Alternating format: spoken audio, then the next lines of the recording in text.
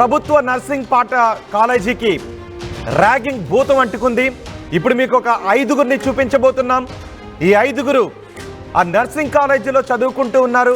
పైగా వైద్య వృత్తి, నర్సింగ్ కాలేజీలో వాళ్ళు వైద్య వృత్తి అభ్యసిస్తూ ఉన్నారు. వీళ్ళు ఎంతటి దుర్మార్గులో, ఎంతటి దుర్మార్గానికి వీళ్ళు పాల్పడ్డారు ఇప్పుడు నేను మీకు చెప్పబోతున్నాను. ఈ ఐదుగురు కూడా జూనియర్స్ని చిత్రహింసలు పెడుతున్నారు. ర్యాగింగ్ భూతం కొట్టాయంలో ఒక మెడికల్ కాలేజీకి అంటుకుంది. సహజంగా చాలా మెడికల్ కాలేజీలో ర్యాగింగ్ భూతం అంటుకుంటూ ఉంటుంది.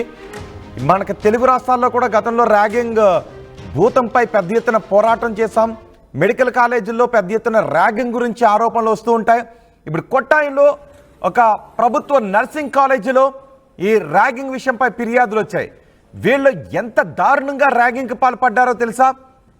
ఏకంగా ప్రైవేట్ పార్ట్స్కి డంబల్స్ వేలాడదీసి వీళ్ళు ర్యాగింగ్కి పాల్పడ్డారు అంటే వీళ్ళ మానసిక పరిస్థితి ఎలా ఉందో మనం అర్థం చేసుకోవచ్చు. వీళ్ళు వైద్య వృత్తిని అభ్యసిస్తున్న పిచ్చి వాళ్ళు అన్నమాట. ఇంకా చెప్పాలి అంటే ఒక రకమైన వైద్య వృత్తిని అభ్యసిస్తున్న ఉన్మాదం.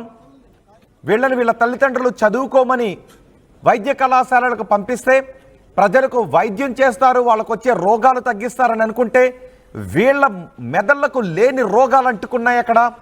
ఈ రోగాలతో జూనియర్లపై దాడులకు పాల్పడినటువంటి ఈ ఐదుగురు మానసిక రోగులు. వీళ్ళు మానసిక రోగులుగా వీళ్ళని గుర్తించాలి, పైశాచిక రోగులుగా వీళ్ళని గుర్తించాలి. 3 నెలలుగా జూనియర్ డాక్టర్లకు ఈ థర్డ్ ఇయర్ స్టూడెంట్స్ చిత్రహింసలు పెడుతూ ఉన్నారు.